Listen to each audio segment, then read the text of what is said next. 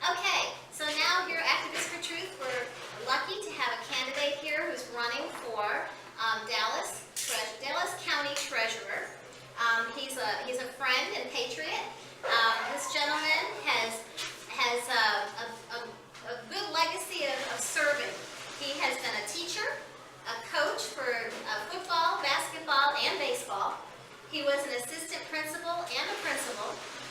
He has a background in financial planning and investments. He's a business owner. He sings great. He's someone who'll be out there and he'll hold a sign and a flag if he's one person or if he's in a crowd. He's come with us. He's a constitutionally minded person who cares about people and what's going on and will stand up and speak about it. And now he's taking this on to serve as Dallas County Treasurer. He's going to tell us what that means, and we'd sure like to support Charles Lingerfelt.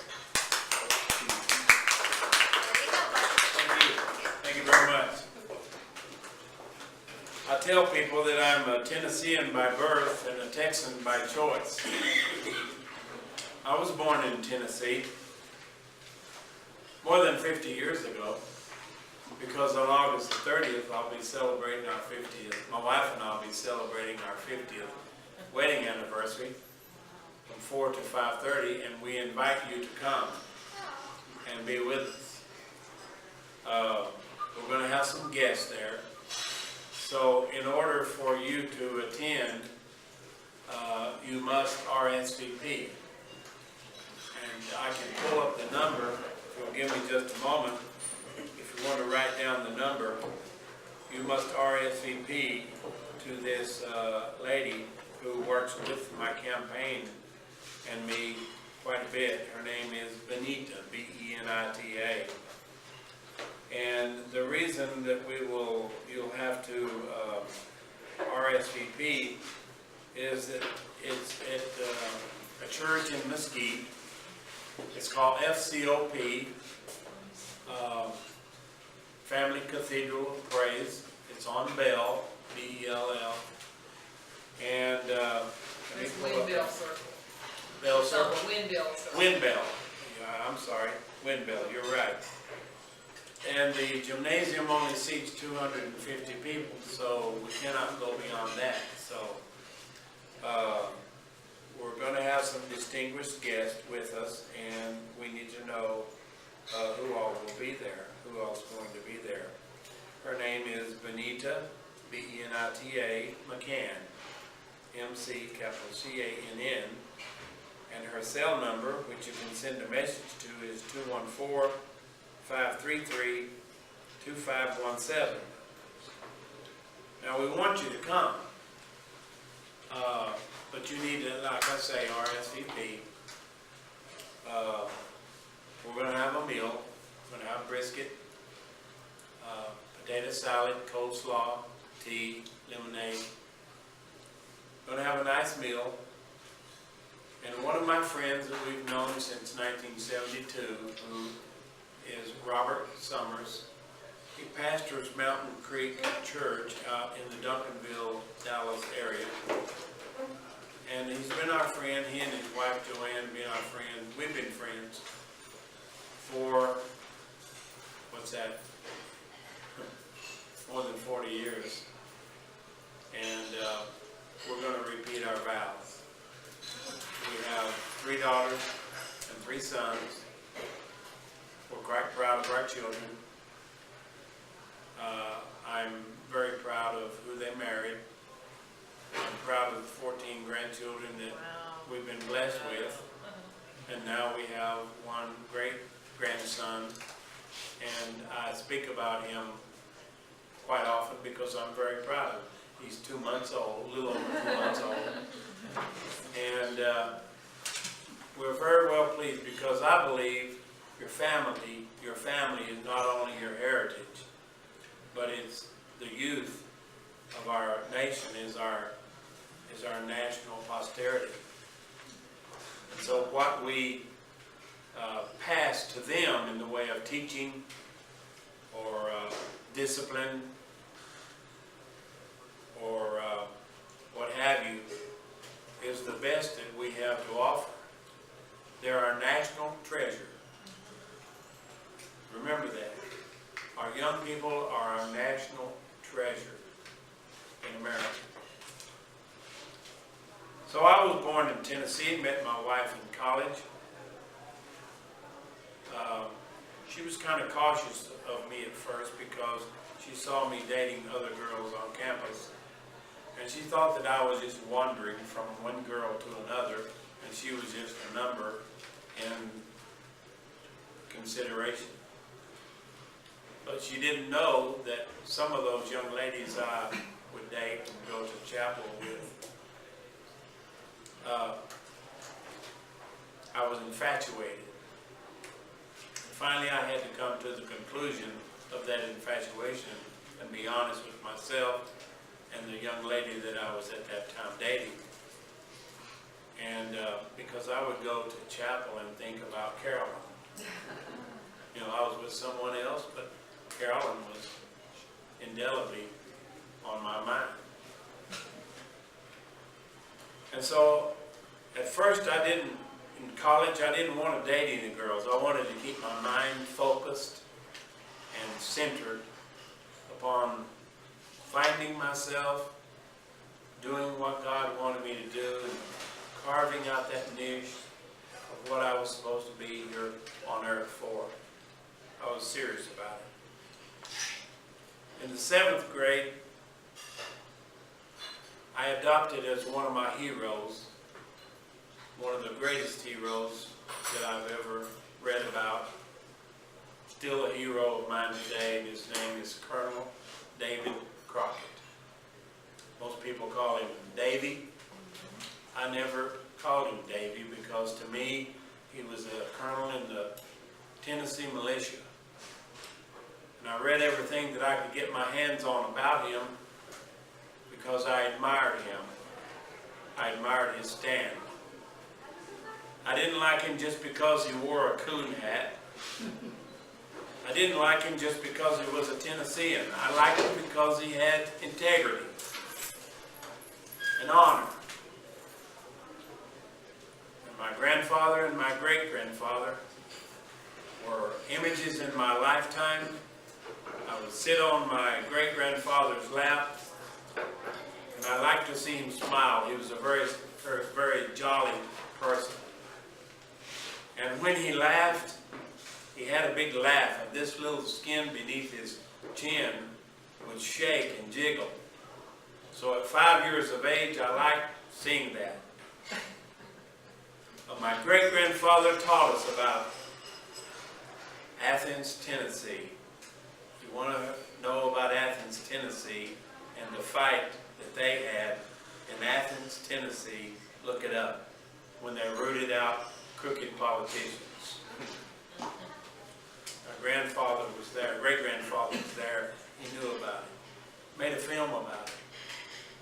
My grandfather, Lingerfelt, was a conservative Democrat in the state of Tennessee, and when Albert Gore Sr. came to Campbell County, he always liked to have Pop Lingerfelt in the crowd because everybody knew Pop Lingerfelt, my grandfather.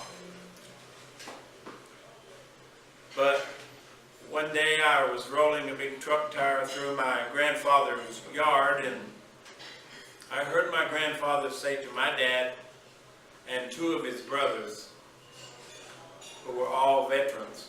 My grandfather was a veteran of World War I, went to Turkey and fought against the Ottoman Empire and helped bring it down.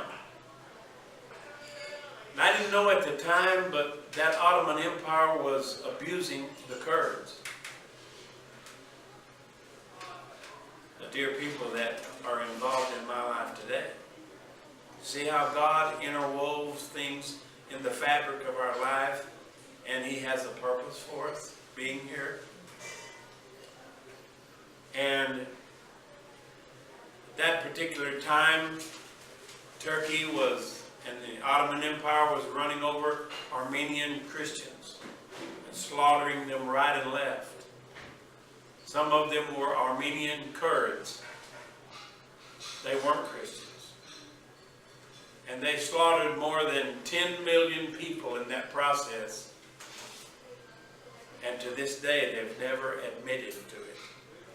They won't admit to it. So I went on to college, met my wife. We were married in '64. We began our life together. Since then, we've raised 3 sons and 3 daughters. Quite proud of them. I have worn many hats in my lifetime. I've been a teacher. I've been assistant principal and a principal here in Dallas. In '72, my wife and I founded a youth movement or youth work to help young men and young women get off drugs and alcohol in Central Texas, and we called it Youthorama of Texas Incorporated. Wasn't incorporated at first, but when a lawyer saw that it was working, who told me several years earlier, Mr. Lingerfelt, that'll never work here in this town. We've tried that before, and it never works. It just will not work. But when I went home in '71 to attend the funeral of my father, who was a builder and was accidentally pushed over the side of a building, the Hyatt Hotel they were building then, and fell 24 feet, bursted his kneecap, broke a leg, his hard hat came off, and he landed on his knee and head, and from that, a brain concussion, rushed to the hospital, and was operated on. And on July the 9th, he was scheduled to get out of the hospital, but a clot hit his brain and knocked him unconscious, a blood clot, and he remained unconscious for 2 days and died. And so when I went home for the funeral, that was the first time I had seen my dad in 2 years. So my wife and children and I went home. Coming back to this Central Texas town, somehow I contracted infectious hepatitis, became deathly sick. And on this Thursday, I went to this doctor in town whose name was Dr. A.E. Van Way in Buffalo, Texas, about halfway to Houston. Dr. Van Way was one of the most brilliant men who ever graduated from the medical school at Texas A&M. He didn't tell me that. I found out from Texas A&M. And lived in this small town. His wife had died first. After his wife had died, choked to death in a restaurant.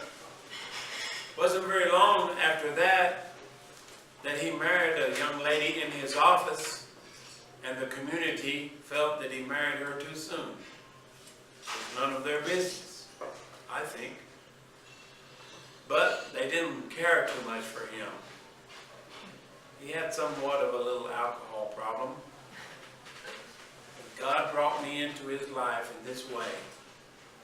And on that Thursday, by his swimming pool, he looked into my eyes, my knuckles, and examined my tongue. Said, "Mr. Lingerfelt, I think I know what you have. Go down to the office and I'll be down there. We'll collect a urine specimen and a blood specimen. I'll send it off to Dallas. We'll have it examined. And then I'll have you back on Saturday for another observation." He said, "I think you have infectious hepatitis of the worst kind."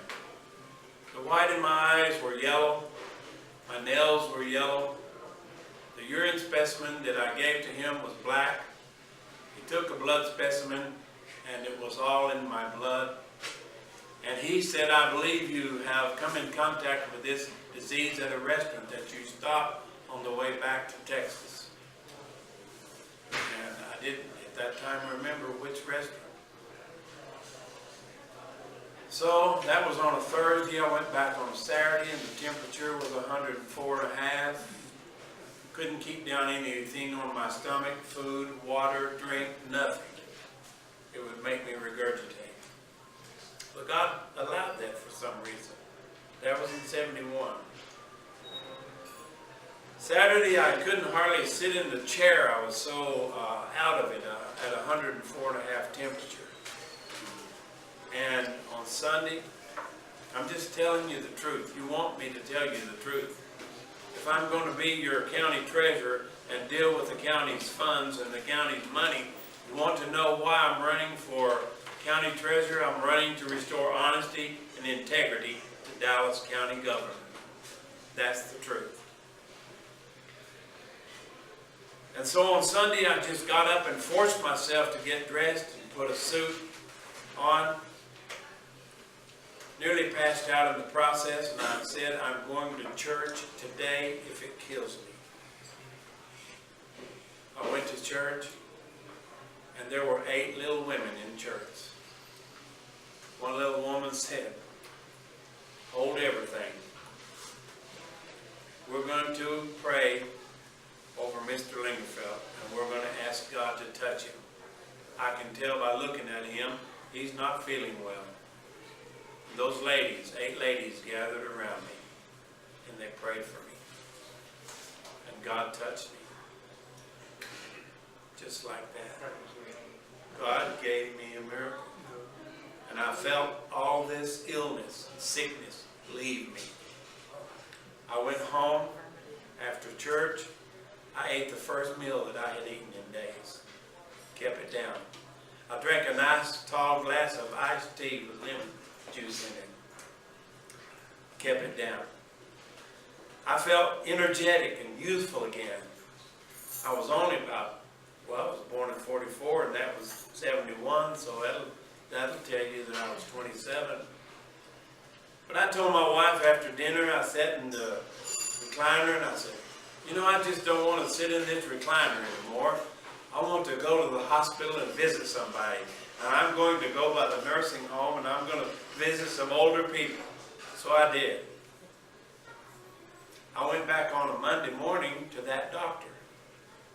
And I walked in there and his wife saw me and I waved at her and I said, hello, Parthena, how are you doing? She said, why, Mr. Lingerfelt, you're so young and so spry. What's it got into you?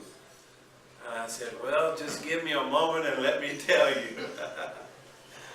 So I went back, the doctor examined me, took another urine specimen, and it was totally clear. Took another blood specimen, and he couldn't find anything in the blood.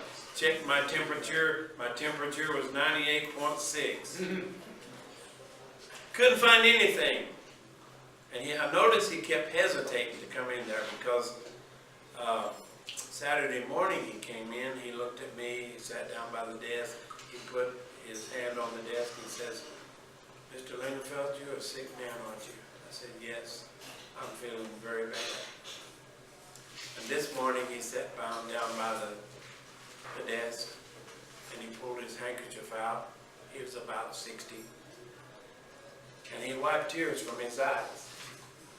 And he says, he gritted his teeth.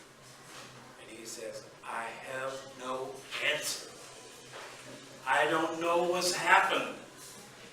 I can't find it in the urine. I can't find it in the blood. It's not in the white of your eyes. It's not in the white of your nails. I can't find infectious hepatitis, and I know it was there. And I said, Dr. Vanaway, I know it was there too. Sunday morning, here's what happened. And I told him. Well, it made a mark on his life. That was 71. He never forgot that. In 72, I went back to talk with him about this building, this 3-story building, the old Lion Hotel in Buffalo, Texas. You can go there today and it's still brick building standing there. 3 stories. I went and talked to him about that building. I said, I want to open up a youth center where young people can come on Friday night after a football game and play pool and table tennis and some table games, and we can give them an opportunity to get off the street and just have good central environment. and try to keep them away from drugs and so forth. Well, the lawyer said it wouldn't work, and it did work. The first hayride we had with a tractor trailer, long tractor, we had 165 teenagers on there, and we took them way back into the country on the hay, gave them a hayride. And we stopped at a man's lake out there. He said, bring them by, and I'll have the wieners and the hamburgers ready, and we'll feed all of them. And said, it won't be nothing. I won't charge you anything. So, and some of the young people brought their guitars, and we just sang by the lake and had hot dogs and hamburgers. I proved to the lawyer, and I proved to the doctor that it would work, and it worked. So one time when I was out visiting South Carolina, the lawyer's wife called my wife, and she said, Mrs. Lingerfelt, is Mr. Lingerfelt there?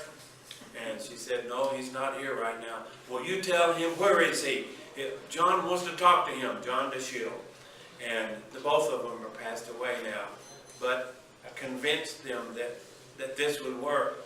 You tell him when he gets back in that John wants to talk to him. He wants to get that incorporated over there immediately, so that none of those men he has on his board will be liable if there ever is an accident happen or anything. So we called it Youthorama of Texas Incorporated. He incorporated it. We joined at his office, got a big picture, put it in the paper, the Buffalo Press, and gave him a little recognition for it. And two men in the town that the town didn't really care for, God brought me in connection with and gave me favor with. I said all that to say this. Throughout my lifetime, God has allowed me to meet people that I can associate with, whether it's the Kurds in northern Iraq, the Yazidi. I've gone there. I met the first Kurds in 1987 right here in Dallas. They told me the story of Saddam Hussein and how he wanted to murder and gas them. Regina asked me to mention something of this tonight. I didn't really realize at that time that I would ever have anything to do with the Kurds or the Yazidi or the Assyrians. But I met them and I listened. We go through life and we should listen and we should learn, and then we can become leaders one day. But you'll never be a leader if you don't listen and learn. 3 L's. Listen, learn, and lead. Like the 3 C's. He was conservative. He's constitutional. And what else, that 3rd C? He mentioned earlier. I tried to write it down, but John and I work in the southern part of the county, and for years we've tried to change opinions and thinking. Because we both think that you need to change people's thinking. Because for things to change, you got to change. I taught my football boys that. For things to change, you got to change. For things to be different, you got to be different. You know, you don't always win. You lose some. You lose some games, but you learn from your losing. I always taught my boys, if we lose, we're not going out to celebrate. I don't believe in celebrating when you lose. I don't believe in celebrating when you lose a game. You produce a win on the field, and then you show me that you're worthy of it. I'll take you out and we'll treat you to pizza, and the pizza's on me. I believe in celebrating when you, and it's a concept you teach young people. You celebrate when you win. It's a thing about honor and integrity. So I listened to the Kurds. They told me their story. Many of their relatives were gassed and murdered. And then in 2006, one of my Kurdish friends, Zuhair al-Mazuri, called me on June the 6th, D-Day of 2006. Said, Mr. Charles, do you have a fax machine? And I said, yes, I do. And he said, may I send you a fax? And I said, sure, let me turn my fax machine on. I turned it on and he sent me a 7-page fax. And in that fax, he told me of his dream and his vision to one day start a Kurdish American school in the city of Dahuk, where he was born, in northern Iraq, Kurdistan. And he wanted to teach English to his people, allow us to teach English to his people. I said, as I sat there in the recliner, tears filled my eyes, and then I got up and called him back, and I said, I can identify with that dream, Zuhair. When can we get started? And he said, can you have dinner with us tomorrow evening at a Kurdish restaurant up here in Richardson? I said, sure can. I'll be there. Give me a time. We went up there and we began talking. This was in June of 2006. We planned a trip in September of 2006. We began to raise our monies individually. Nobody's ever, supported me except friends and family. I'm running for office right now, and I can't get the county chair to, and I know this is on video, but I'm not being supported by a party. I'm raising my own funds to run for county treasurer. I'm not saying that in a negative way. I'm just saying, everything that I've ever done and accomplished in life has not come easy. It's not on a silver table. It's not on a silver platter. You got to get out and work hard if you want to be successful. So I've always done it. So we went in September of 2006, and we started a school called Kurdish American School with 81 students. Most of them Kurds, some Yazidi. You've heard about the Yazidi on the news here very much lately. And then some of them were Assyrian Christians. But that's what Mr. Don English and I did in 2006. Since then, I have gone back 14 times to teach English, American government, and democratic principles as they relate to a constitutional government. Because you see, there in Kurdistan, they've never had a constitution before our men went over and liberated Iraq, our military men and women. Now we've liberated them. The Sunni wanted freedom, but they wanted freedom their way. The Shia wanted freedom, but they want freedom their way. And wanting freedom your way by dominating someone else is not freedom. If I want freedom with this man here, he gives me freedom, I have to give him freedom also. Because relationship is a two-way street. Marriage is a two-way street. Any relationship you're in, it's a two-way street. You give and you take all your life. It's a two-way street. Or you'll never build a relationship without that. So I've learned that. I've gone back 14 times since. And I'm happy to tell you today that not very long ago,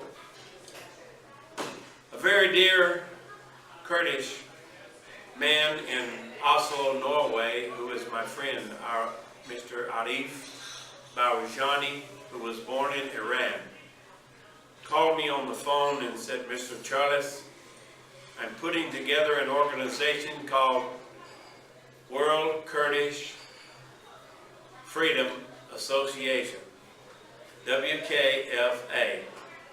And we're going to have an international board of directors. And I want you to be on our board of directors, and you will be the only American for now. And I told Arif, I said, I will be honored to serve with you on your board. So it gives us an opportunity to work as an international board of directors and push for the Kurds to have their independence eventually. Mark my word, Kurdistan is going to become a nation one day. And they're going to have independence. Aside from the Sunni, aside from the Shia, they're going to have their independence. And they will be a nation one day. So coming forward this way now, I have built this relationship with this people. I have worked on the board of directors with Youth-A-Rama from various people of various walks of life. So God has taught me how to get along with people. Here in Dallas and North Texas, I have become a barbecue man. I own my own business, Lingy's Barbecue and Catering. I have worked in the grassroots and with political campaigns since 1972. The first campaign I got my feet wet in was with Senator John Tower, and that year he won by more than 300,000 votes. Senator John Tower, U.S. Senator. So I've worked hard to build a good name here in North Texas. And I also work hard to maintain a good name. And people know me. And they know that I'm not a crook. They know I'm a man of integrity. And on my card, that's why I put the phrase, integrity matters. I'm running for Dallas County Treasurer to restore honor, honesty, and integrity to county government. I believe we can win. I know we're going to win. My opponent is Democrat, and her name is Pauline Medrano. And she and her family have been known to be associated much of their political time with vote fraud. You can look it up on the Google. You can Google her name, and Medrano's and Dallas News. Dallas Morning News has articles about them. The convictions, as well as their history pattern associated with voter fraud. I don't have that history. I have a history of honor and integrity, and I'm going to work hard to keep it that way. So, I need your help. I need your help, like John Lawson needs your help. We are sometimes working against the stream, so to speak. We're swimming upstream sometimes, John. But you see, the salmon also do that. Okay? 32 minutes. 30? Okay, I won't take that much. The salmon swim upstream. And so, one thing it teaches them in the process by swimming against the current is it teaches them discipline. And so this is disciplining us. We want to replace a county government here in Dallas County that today is being ruled by Democrats. We're on the Republican ticket. We're both conservative. I'm the only pro-life, pro-constitutional candidate in this race. Pauline Medrano is not conservative, she's not constitutional, and she's not pro-life. Now, if that's the kind of candidate you want to vote for, then you vote for her. But if you want a pro-life candidate and a pro-constitutional candidate and a strong Republican conservative that's known in Dallas County and North Texas, then you want to vote for Lingy.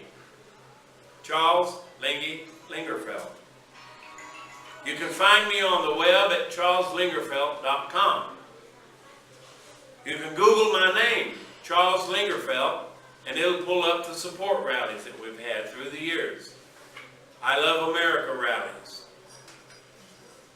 Support the Troops rallies.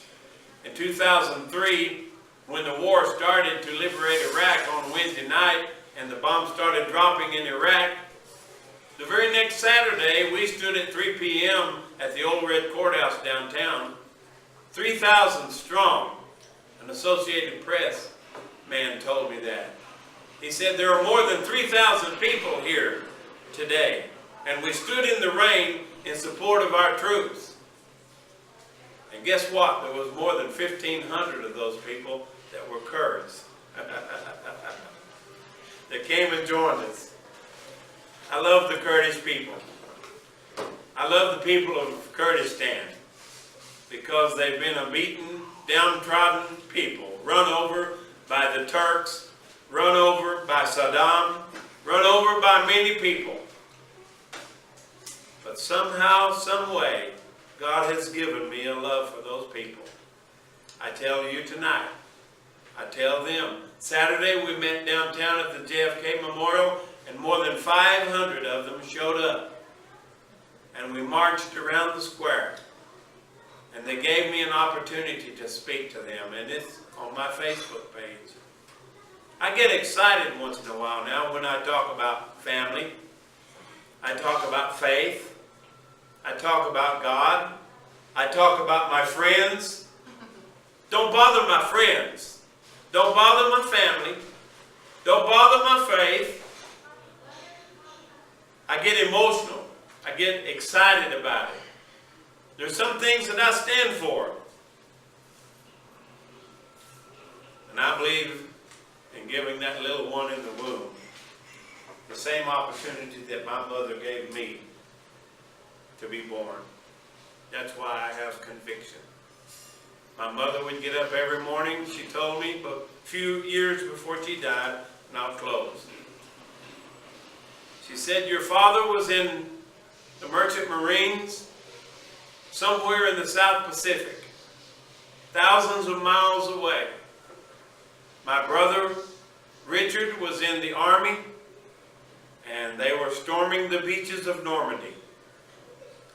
Chester was my dad's name, and she said Chester's brothers, Horace, Herschel, and Norman, were somewhere in the world in the military also, World War II.